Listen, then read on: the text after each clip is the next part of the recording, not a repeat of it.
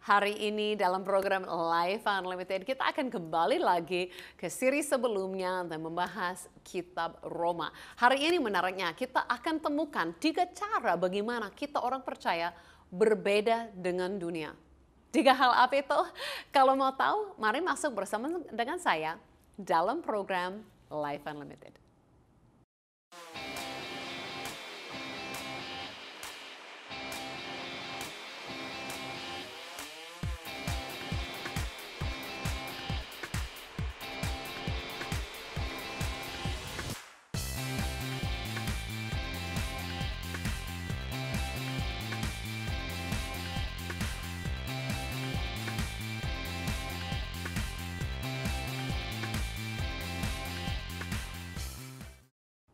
Ya, halo. Selamat berjumpa kembali kepada semua pemirsa Live Unlimited dimanapun berada di seluruh Indonesia mungkin ya. Saya Susan Hoover, sangat senang sekali kita bisa jumpa hari ini dalam program ini, Live Unlimited. Nah, Live Unlimited itu berarti apa? Hidup yang tidak dibatasi ya, hidup yang tidak terbatas. Artinya tidak masalah kita lahir di mana, di bangsa apa, di suku yang mana, mungkin masalah lalu kita, latar belakang kita. Kalau kita adalah orang yang percaya kepada Yesus, kita adalah orang yang dapat yang melakukan yang mustahil bersama dengan Dia. Kita lupakan semua yang ada di belakang dan kita lari kepada apa yang ada di depan. Amin. Tuhan sanggup melakukan yang luar biasa sekali.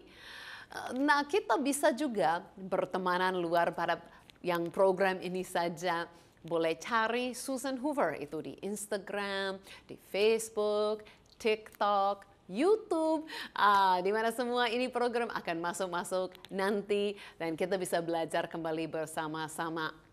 Dan lebih daripada itu juga ada nomor WhatsApp atau nomor nelpon, itu adalah call center. Jadi ada tim daripada Life Unlimited ini yang siap untuk menjawab pertanyaan, mendoakan yang perlu didoakan dan juga menjelaskan Yesus lebih lagi untuk yang belum mungkin begitu mengertinya.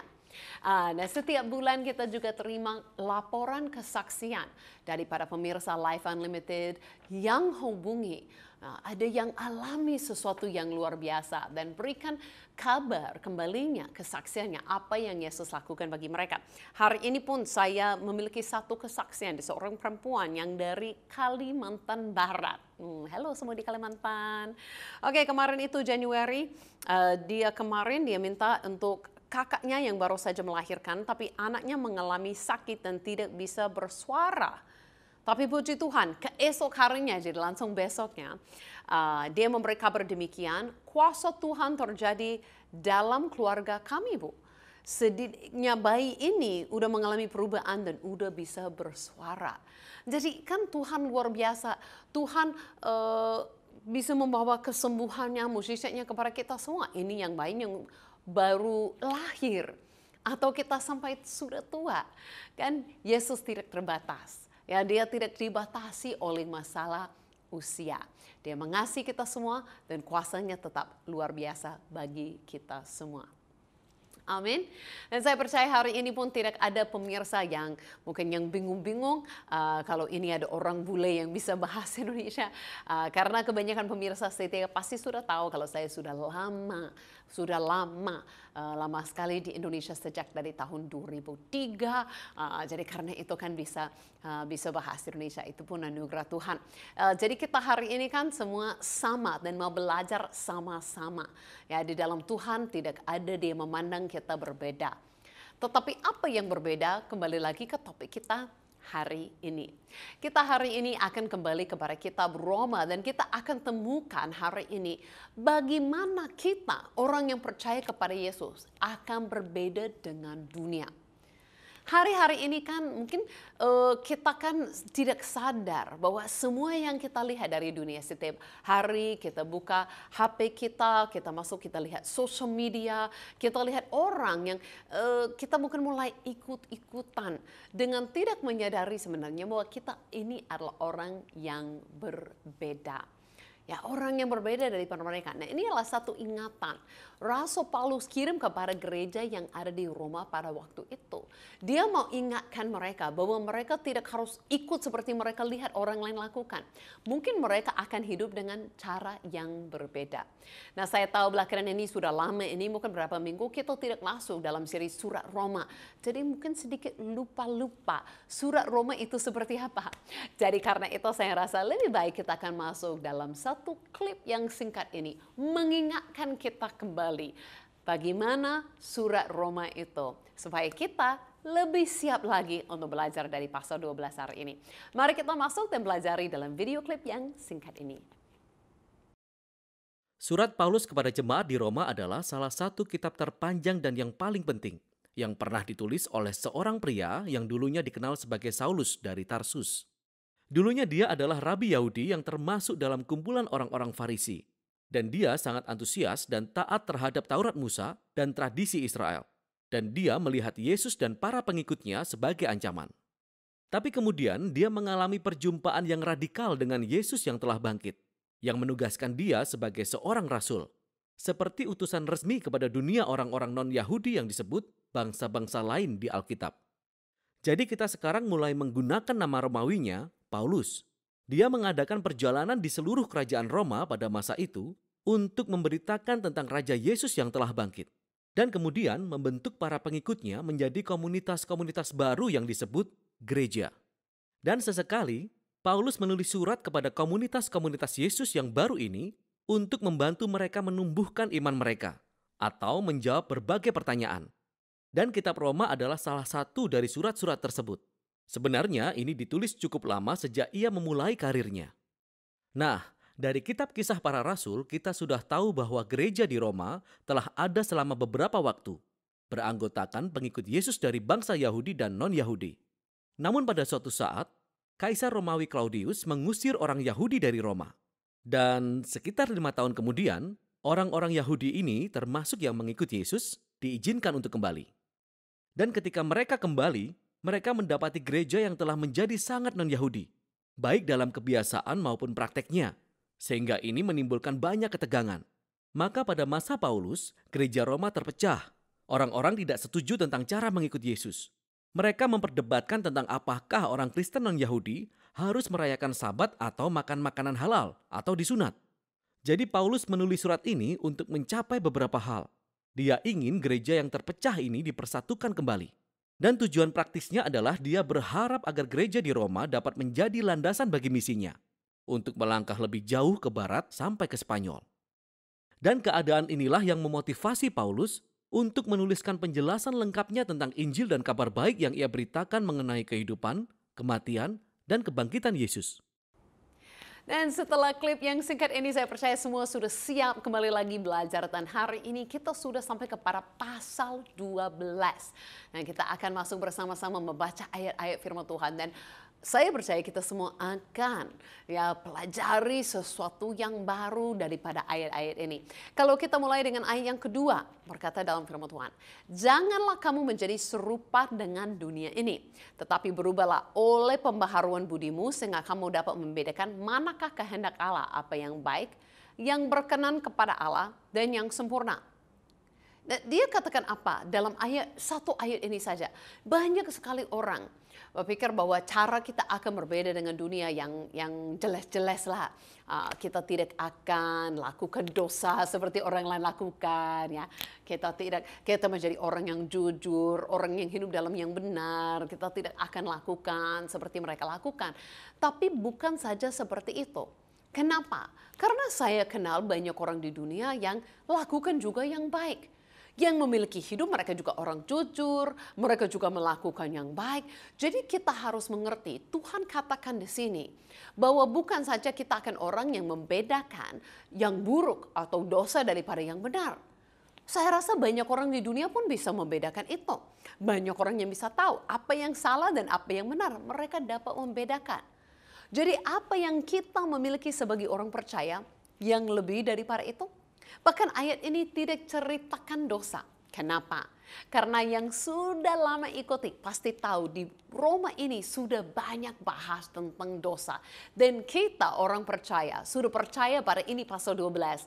Kita sudah mati terhadap dosa. Jadi dosa itu bukan masalah kita lagi. Ya, kita sudah lupakan, kita sudah tinggalkan. Dosa itu sudah di dalam kuburan. Kita sudah menjadi ciptaan baru di dalam Tuhan. Di dalam hidup baru kita dengan Tuhan, luar biasa. Bukan lagi kita dari baik dosa, benar dosa. Bukan lagi. Tapi berkata di sini, kita dapat membedakan. Kita bisa tahu kehendak Allah.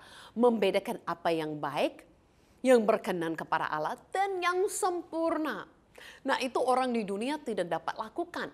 Orang di dunia yang tidak mengenal Allah, mana mungkin kalau tidak mengenal Allah boleh menemukan kehendaknya. Mungkin mereka hanya dapat membedakan yang buruk dan yang baik.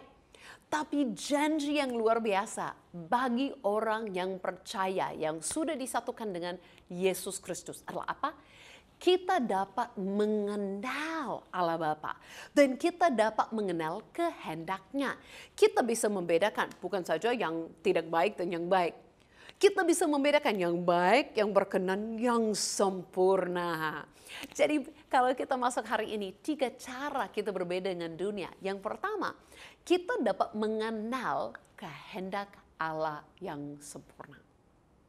Mungkin ada yang merasa, Susan saya belum merasa sampai seperti itu. Ya kita semua makin dapat pelajari seperti ini. Tapi saya merasa ini ya, kita harus mengenal identitas kita sebelumnya.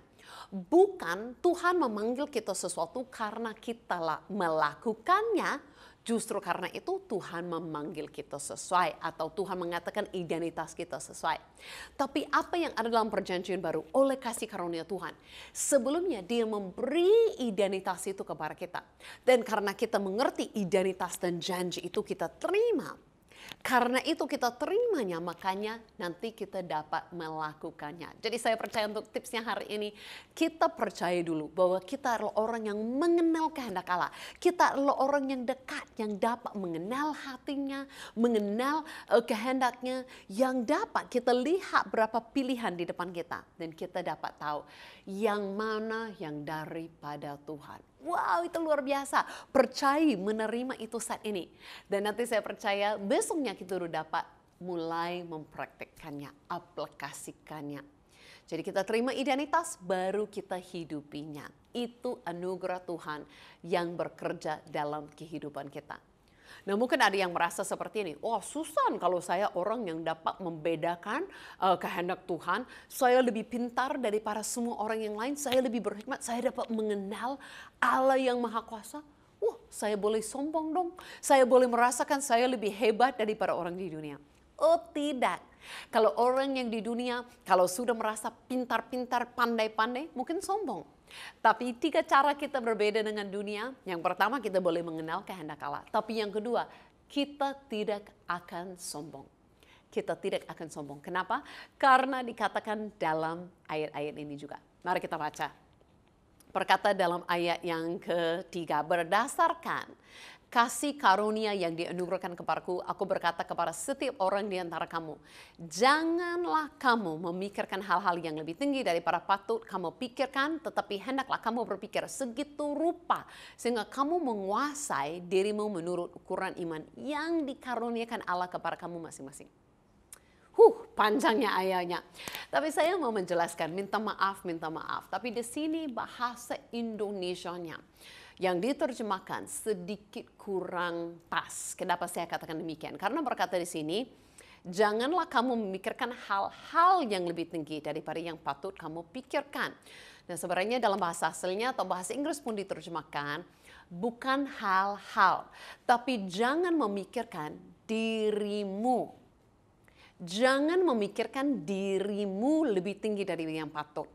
Nah, kalau kita menjadi orang yang sudah diubahkan transformasi, orang yang begitu berhikmat, orang yang dapat mengenal Allah, punya hubungan dengan Dia, mengerti kehendaknya, dapat membedakan hal-hal, pilih yang terbaik daripada Tuhan. Tidak sombong saat kita melakukannya. Kenapa? Kita tidak memikirkan diri lebih tinggi. Karena kita tahu berkata apa? Berdasarkan kasih karunia yang dianugerahkan kepada kita. Apapun yang kita miliki dalam kehidupan ini, sampai kita menjadi orang paling pintar di dunia pun, kita tahu itu anugerah Tuhan. Di mana orang lain akan jadi sombong, memikirkan dirinya begitu tinggi, mulai merendahkan orang lain, kita tidak akan lakukan seperti itu. Bahkan saya sendiri, saya duduk di sini saat ini, saya tahu saya bukan orang yang paling pandai bicara. Saya tahu saya bukan orang yang layak bukan punya program seperti ini. Saya duduk saat ini dalam anugerah Tuhan, dalam kasih karunia-Nya. Kasih karunia apa artinya?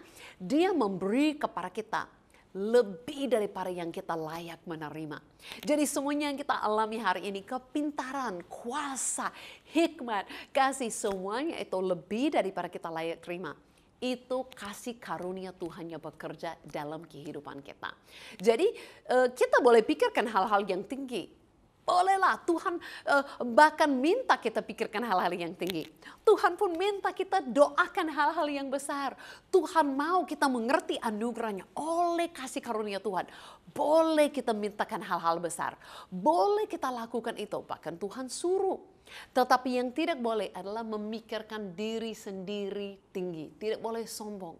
Karena siapapun kita hari ini, betapa ajaibnya, betapa diberkatilah kita. Itu bukan karena siapa kita atau apa yang kita lakukan. Itu semuanya karena anugerah Tuhan dalam kehidupan kita. Amin. Karena itu kita akan masuk satu lagu di mana kita mau bawa semua kemuliaan kepada Yesus. Dia yang layak, bukan kita. Dia yang layak terima segala kemuliaan. Makanya kita masuk dalam lagu ini. Yesus mulia. Terangmu yang telah ubah hidupku, kau jadikan aku ciptaan baru. Ku angkat tanganku dan memuji-Mu.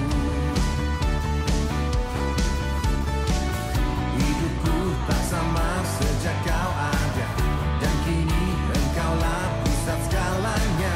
Kasih-Mu kan selalu cukup bagiku.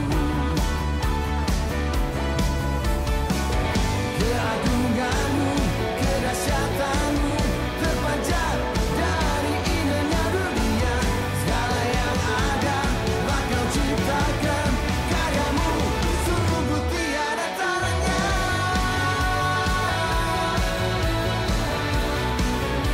Sungguh tiada taranya.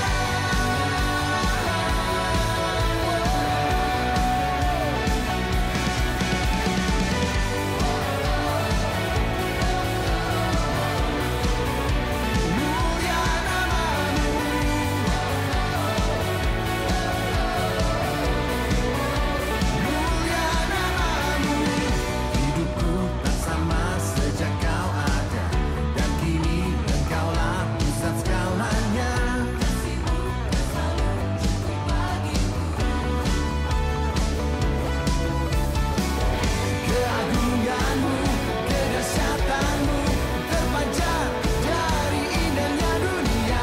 Segala yang ada telah Kau ciptakan, karya-Mu sungguh tiada taranya.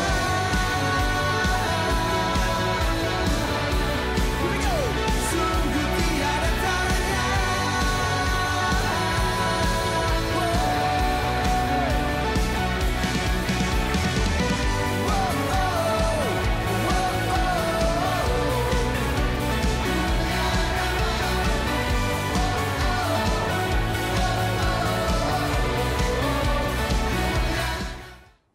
Wow, lagu yang beri semangat yang luar biasa. Di mana kita meninggikan Yesus. Kita meninggikan Yesus kenapa? Karena kita mengerti. Kita dapat mengenal Allah. Kita dapat hikmah, kita dapat pengertian, mengenal kehendaknya.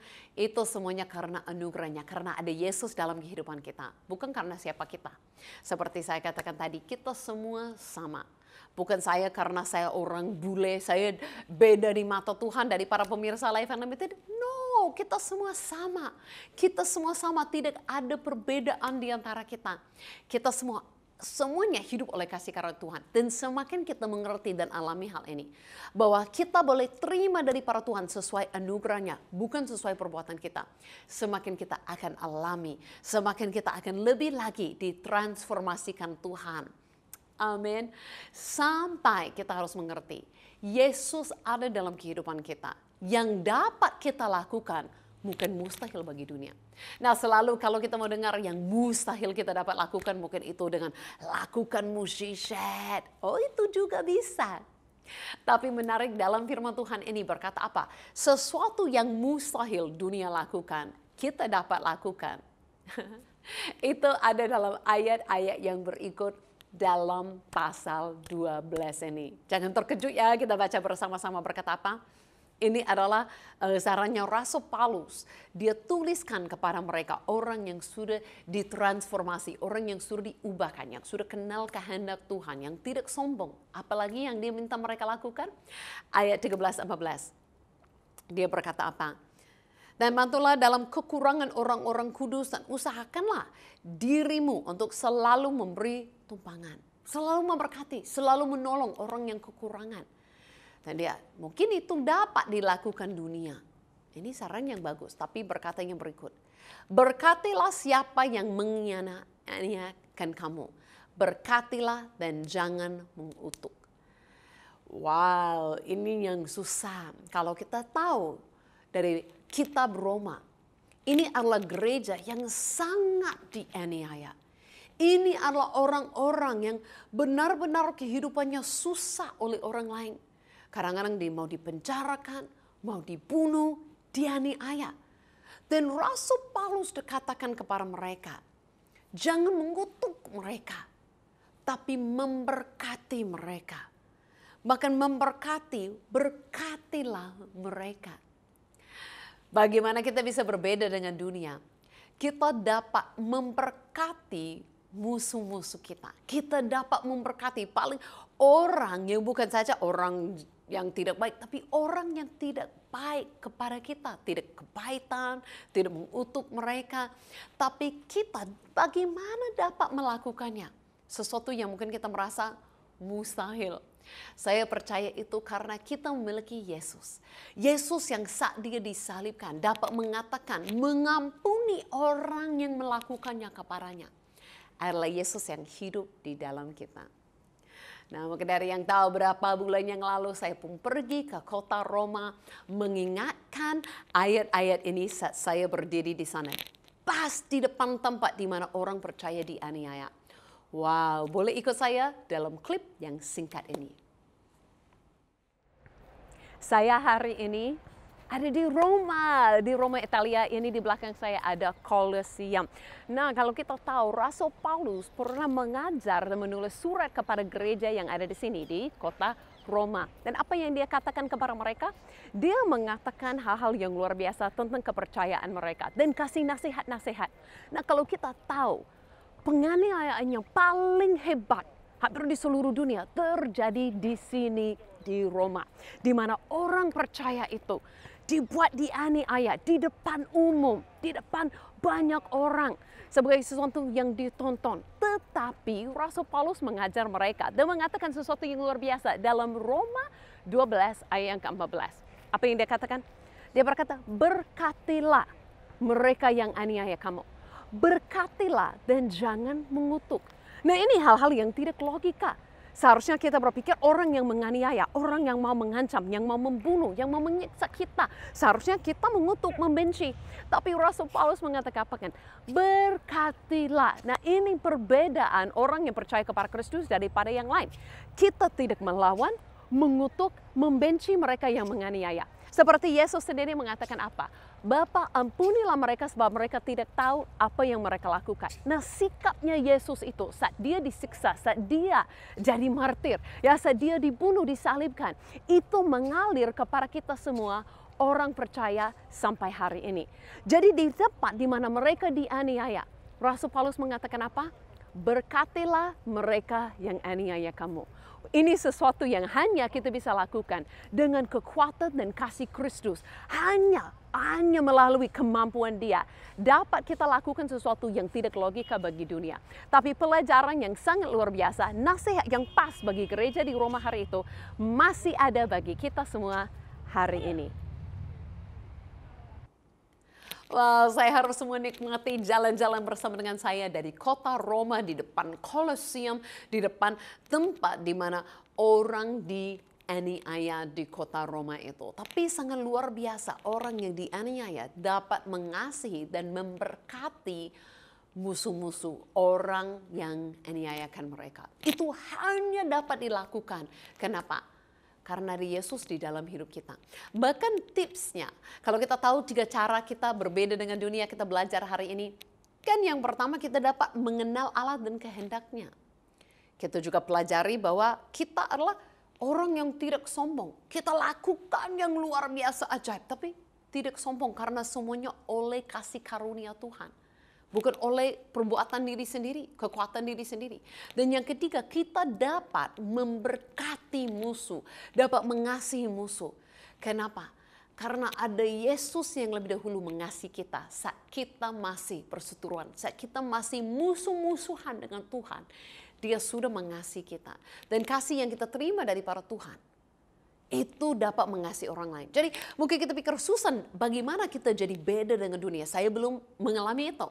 Tipsnya dalam ayat yang kedua yang kita baca tadi, berkata apa?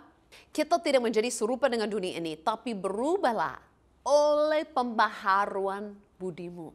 Berubahlah oleh apa? Pembaharuan budimu. Artinya kita harus pelajari, kita harus lebihlah fokus kepada Yesus. Kita akan ditransformasikan Tuhan, bukan saja karena tahu, oh Yesus mati bagi saya, Yesus mengasihi saya waktu saya musuh. Tapi semakin itu masuk dan membaharui pikiran kita. Setiap hari kita saksikan orang membenci, orang kepahitan, orang saling mengutuk. Dan itu mungkin masuk dalam pikiran kita, makanya kita harus dipembarui. Sampai kita lihat Yesus, Yesus, Yesus. Dan saat kita ingat ada Yesus, Yesus, Yesus. Itu mengingatkan kita, Yesus itu ada di dalam diri kita. Yesus yang memampukan kita untuk hidup dan melakukan seperti apa yang Dia lakukan. Amin. Bahkan saya akan berdoa untuk semua pemirsa saat ini, bahwa kita semua semakin kita pelajari seperti di program Life Unlimited ini, kita juga akan alami. Karena kuasa Yesus ada bersama dengan kita. Mari kita berdoa. Tuhan, saat ini saya berdoa untuk setiap orang pemirsa dimanapun mereka berada, bahwa hidup mereka akan diubahkan. Perubahan dahsyat, mereka berbeda dengan dunia. Kenapa? Karena Engkau Yesus ada di dalam mereka, memampukan mereka mengenal Engkau, kehendak-Mu. Oleh anugerah-Mu, Engkau memampukan mereka pun untuk melakukan yang mustahil. Bahkan sampai mengasihi musuh-musuhnya, memberkati mereka. Terima kasih Tuhan, kami tidak akan sombong. Ini semuanya anugerah-Mu memampukan kami lakukan yang mustahil. Oh, saya deklarasi saat ini, perubahan besar terjadi saat kami mengenal Engkau Yesus lebih lagi. Amin. Kalau ada yang mau pelajari lebih lagi, boleh segera hubungi kami. Ada yang mengalami kesaksian, segera hubungi kami. Kami menanti-nantikannya. Dan minggu depan kita akan jumpa lagi di sini sebagai orang yang sudah mengalami perubahan bersama dengan saya di dalam program Life Unlimited. Sampai jumpa. Tuhan Yesus memberkati.